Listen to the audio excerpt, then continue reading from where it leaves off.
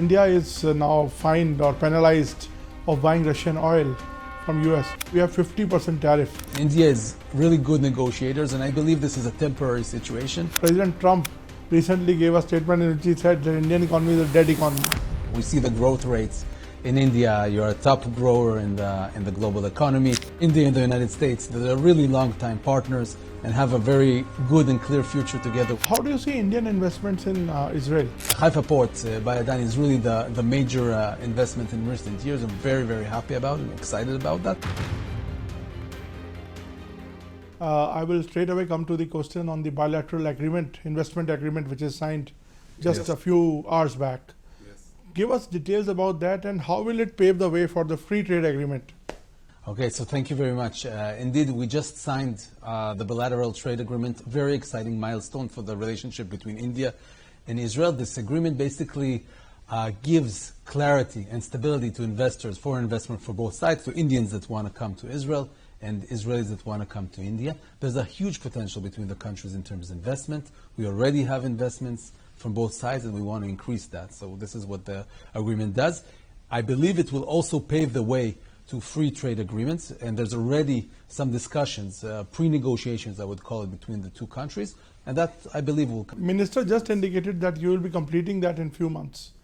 Is there any timeline which is set? There's no clear timeline. As you understand, we are currently in a situation, a global situation, where India is very much preoccupied with the United States and with the EU, and Israel is actually also negotiating with the United States. So there's a lot of things on the plate, but once things will clear out, I'm sure we will. Any figure you have now target between the two countries? How much trade you want to see in this much time? So we don't have an official target because, you know, it's very hard to know and there's a lot of factors, but we definitely believe very clearly that we can easily double and triple the trade between our countries and the investments between our countries in various areas.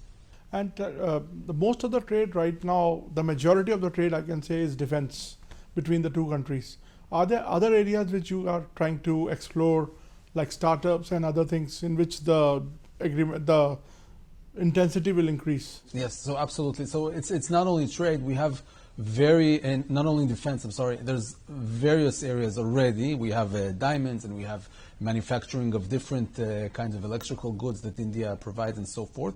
I believe there's also really a lot of potential in services as we can talk about technologies, financial services. We want to see Indian financial firms operating in Israel.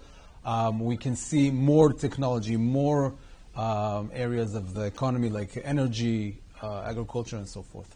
So, how do you look at the tariff issue, if I can ask you? Yes. Because India is now fined or penalized of buying Russian oil from US, and now we have 50% tariff. And how do you look at it from outside? Yes, I think it's really, you know, I don't need to give India advice. India is really good negotiators, and I believe this is a temporary situation where India and the United States, they're really long-time partners and have a very good and clear future together, will find the agreement to lower these tariffs. I believe that will be achieved. How do you see Indian investments in Israel? Like Haifa port, we know, is now run by Adani's. Okay, give us a sense of that. Yes, so Haifa port by Adani is really the major investment in recent years. I'm very, very happy about it. I'm excited about that. And specifically the area of infrastructure has a lot of potential for Indian companies to come in. It means other kinds of also infrastructure. We're talking about rails, we're talking about the metro system, which is going to build in Tel Aviv. Huge opportunities for Indian companies. You are building many metro stations yourself. So there's a lot of opportunities. We're talking about desalination plants that Indian companies we know are already interested in and so forth. So especially infrastructure is the main area. So defense production is also a big area here. Yes. Are we looking for major defense production, like joint production, if I say? I believe so, because Israel, as a small country, is not a manufacturing hub. And India, that has so many hands, that can be and is already becoming a manufacturing hub. So this combination between the Israeli know-how, the technologies, the innovation, and India is really a great match, and I think we understand. India is talking about diversifying its markets now. Mm-hmm. So do you think Israel can play a big role in this? I think absolutely. Israel, even though it's a small country, it could be gate for Europe and for other countries in the region. So we are actually working on creating this connection between the countries. This IMEC, what is the status there? Like, because it was talked about in a big way 2 years back, but now there is not much buzz about it. Yes, I think it's the last 2 years, as you can imagine, were complicated in many ways. So things were happening underneath the radar. But I'm optimistic to believe that in the next few months. How do you see Indian economy? Because President Trump recently gave a statement in which he said the Indian economy is a dead economy. Do you agree with that? I'm not even aware of this kind of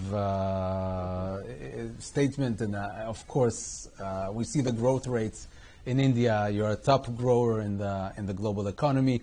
We see the tremendous innovation that's coming in, what's happening in fintech and other areas. So we very much believe in the Indian economy. And with our partnership, we'll also be happy to be part of this story of success. Sir, another big issue is Russian oil. India is penalized because it's buying Russian oil. What is your take on that, and what is Israel's view on this? We don't have a view on this. It's an internal Indian decision that needs to decide where it buys its energy produced, and we have absolutely no say on this. And the position which India is taking on agriculture and is not allowing tariffs to go, do you think it's a good position to take?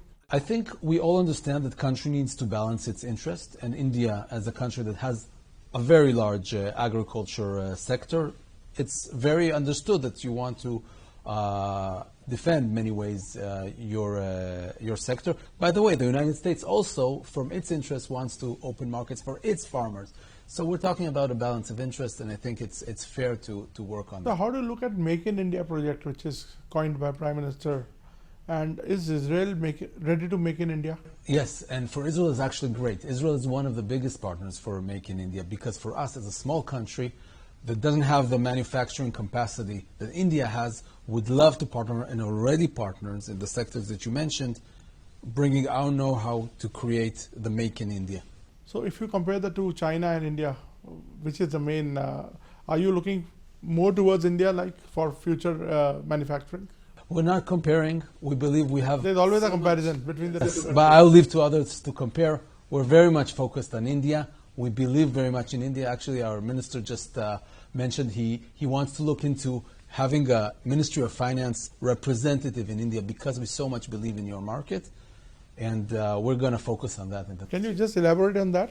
Yes. So we want to look into having a presence of the Ministry of Finance of Israel in Delhi, in order to exactly work on all these issues that I've been mentioning about increasing investments, increasing cooperation in technology, and so forth. So you are seeing great green shoots in Indian economy?